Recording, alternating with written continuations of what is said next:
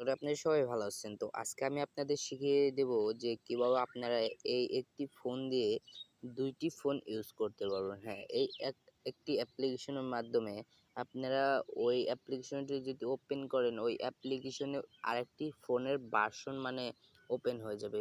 ওই অ্যাপ্লিকেশনেও আপনারা যেকোনো জিনিস ইনস্টল করে রেখে দিতে পারবেন। A to Z মোবাইলের মতো কাজ করবে। তো চলুন ভিডিওটি শুরু করা যাক।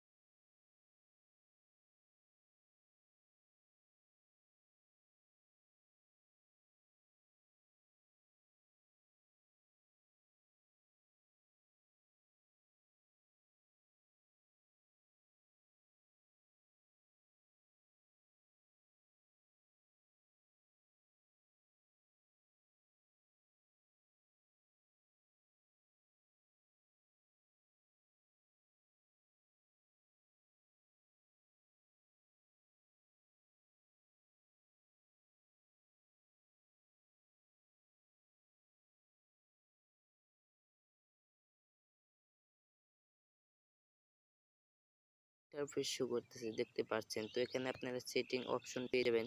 তো একটি মোবাইলে যা যা থাকে এই অ্যাপসটিতেও একটি মোবাইলের মতো সব A to Z থাকবে।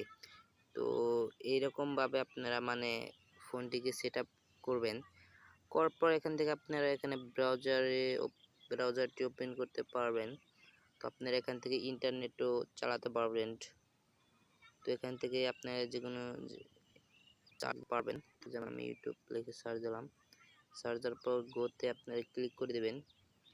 ক্লিক করে দেওয়ার পর একটু ওয়েট করবেন। ওয়েট করার পরে দেখেন এখানে গেলে চায়না ভাষা এখানে লেখা আছে। তো এটা আপনারা ইংলিশ করে নিতে পারবেন। তো আমি আর দেখাচ্ছি না। তো এখানে আপনারা ইন্টারনেট ইউজ করতে পারবেন। তো এখানে দেখেন আপনাদের গ্যালারিও এখানে একটা গ্যালারি অপশন আছে।